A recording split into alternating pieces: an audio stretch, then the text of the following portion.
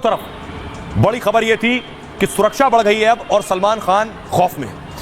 ये तस्वीर मैं आपको दिखा रहा हूं, ये लॉरेंस बिश्नोई और सलमान खान और बाबा सिद्दीकी। ये माना जा रहा है कि बाबा सिद्दीकी की हत्या इसलिए हुई क्योंकि बाबा सिद्दीकी सलमान खान के करीबी थे। ये वो लोग जिनकी गिरफ्तारी हुई है। प्रवीण लोनकर एक नया नाम है जिसकी गिरफ्तारी हुई इस मामले में। धर्मराज कश्यप और गुरमैल की गिरफ्तारी इससे पहले हो चुकी थी।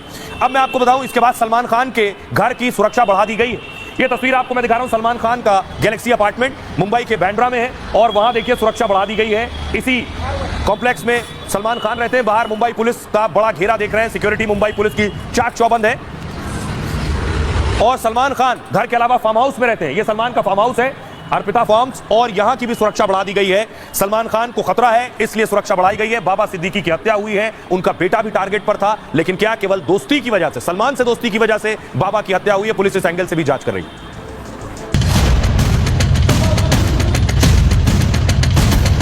मुंबई में खुलेआम बाबा सिद्दीकी की हत्या से खलबली मच गई है। सलमान खान के घर से लेकर फार्म हाउस तक पुलिस का पहरा बढ़ा दिया गया है। लॉरेंस के गुर्गों की शहर शहर तलाशी ली जा रही है। महाराष्ट्र की पुलिस ने 6 राज्यों के साथ लॉरेंस गैंग के खिलाफ एक्शन शुरू कर दिया है। सीएम एकनाथ शिंदे ने भी बाबा सिद्दीकी के कातिलों को चेतावनी जारी कर दी है कि हत्यारों को फांसी पर लटकाएंगे। किसी को भी हम छोड़ेंगे नहीं, कड़ी कार्रवाई करेंगे। अब दिखाऊं मैं आपको कि सलमान खान के घर की सुरक्षा कैसे बढ़ाई गई है और ज्यादा चाक चौबंद कर दी गई है। कल के बाद से 6 साल से लॉरेंस सलमान को धमकाने की कोशिश कर रहा। गैंगस्टर लॉरेंस ने सलमान के घर पर शूटर से गोली चलवाई थी। जब सलमान तब भी नहीं डरे, उसके बाद लॉरेंस ने और कई कदम उठाए, लेकिन इसके बाद भी सलमान पर धमकियों का असर नहीं हुआ।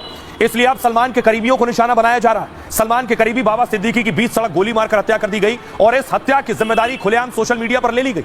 हत्या का मकसद सलमान को डर का एहसास दिलाना माना जा रहा है। लॉरेंस बताना चाहता है कि उससे कोई भी बच नहीं सकता है। पुलिस की सुरक्षा और बड़ा रसूख भी लॉरेंस गैंग से नहीं बचा पाएगा। इस हत्या से सलमान के साथ ही दूसरे दौलतमंद भी खौफ में हैं। एक्टर सलमान खान की खुद 2900 करोड़ से ज्यादा की संपत्ति बताई जाती है। एक फिल्म के लिए सलमान खान 100 करोड़ से ज्यादा की फीस चार्ज करते हैं। इसके साथ ही उनका production house Salman Khan film भी है। सलमान खान फिल्म के बैनर तले बनी कई बॉलीवुड फिल्में हिट रही हैं। बीइंग ह्यूमन नाम से एक कपड़ों के ब्रांड के मालिक भी हैं। S47 नाम से फिटनेस जिम सेंटर की चेन भी चला रहे हैं। इसके अलावा भी कई कंपनियों में निवेश है जिससे कमाई हो रही है। बाबा सिद्दीकी की हत्या के बाद सलमान के घर की अब सुरक्षा बढ़ा दी गई। गैलेक्सी अपार्टमेंट के बाद अब फार्म हाउस पर भी सुरक्षाकर्मी बढ़ाए गए हैं। नवी मुंबई में फार्म हाउस के अंदर से बाहर तक पुलिसकर्मी बढ़ा दिए गए हैं। बिना चेकिंग अब किसी भी गाड़ी की फार्म हाउस में एंट्री बंद कर दी गई। सलमान के परिवार ने भी किसी करीबी के घर न आने की अपील की है कि कोई भी करीबी घर ना आए, हालात ऐसे हैं। सुनिए, हमारी सहयोगी प्रगति ग्राउंड पर पहुंची, सलमान खान के घर पहुंची, वहां सुरक्षा कैसी है उनकी रिपोर्ट देखिए। गैलेक्सी अपार्टमेंट के बाहर ये तस्वीरें आपको दिखा रहे हैं। मुंबई पुलिस हाई अलर्ट पर है। बाबा सिद्दीकी की मौत के बाद लॉरेंस बिश्नोई गैंग का नाम सामने आ रहा है। फेसबुक पोस्ट वायरल होता है जिसमें साफ तौर पर लॉरेंस बिश्नोई गैंग का नाम लिखा हुआ था। इसके अलावा सलमान खान को पहले ही लॉरेंस बिश्नोई गैंग की तरफ से धमकियां मिल चुकी हैं। फायरिंग यहां पर हो चुकी है। ये तस्वीरें आप देख रहे हैं, चाक चौबंद बढ़ा दी गई है। हाई अलर्ट जारी किया गया है। वर्ली हेडक्वार्टर से पुलिस की टीम यहां पर आई है। इसके अलावा लोकल पुलिस, बांद्रा की जो पुलिस है वो यहां पर उनकी तैनाती आप देख सकते हैं साफ तौर पर गैलेक्सी अपार्टमेंट के बाहर। वैसे भी अमूमन सिक्योरिटी हाई रहती थी, वीवीआईपी है, लेकिन अब क्योंकि ये मामला सामने आ रहा है, इसको देखते हुए और भी ज्यादा सुरक्षा व्यवस्था चाक चौबंद कर दिए गए हैं। एक और जानकारी जो निकल कर सामने आई है कि बाबा सिद्दीकी की जो हत्या की गई, ये बाबा सिद्दीकी के बेटे जीशान है। बाबा सिद्दीकी की हत्या की गई। बाबा सिद्दीकी के साथ साथ उनके बेटे जीशान भी शूटर्स के टारगेट पर थे। अगर जीशान वहां मौजूद होते तो शूटर्स उनकी भी हत्या कर देते। उन्हें पहले से कहा गया था जो मिले उसे मार दो। अगर दोनों पिता पुत्र साथ मिलते हैं तो उनकी हत्या कर दो, यह भी जानकारी मिली। आइए अब आपको बताऊं कि आखिर जीशान भी टारगेट पर थे। जीशान इस वक्त विधायक है। शूटर जिस वक्त आए उस वक्त अचानक जीशान का फोन आ गया था। बाबा सिद्दीकी के साथ ही टारगेट पर बेटा भी था। पूछताछ में खुलासा हत्या करने वाले शूटर्स ने किया, यानी जीशान और पिता दोनों को मारने की सुपारी दी गई थी। हालांकि एक फोन कॉल से जीशान सिद्दीकी की जान बच गई। बाबा सिद्दीकी के बेटे जीशान बांद्रा से कांग्रेस के विधायक हैं। एक पुनर्विकास को लेकर उनका जमीन विवाद चल रहा था। उसके अंतर्गत झुग्गियों को तोड़कर पुनर्विकास होना था। इसके विरोध में जीशान सिद्दीकी ने अनशन भी किया था। कुछ दिन पहले जीशान को धमकी भी दी गई थी।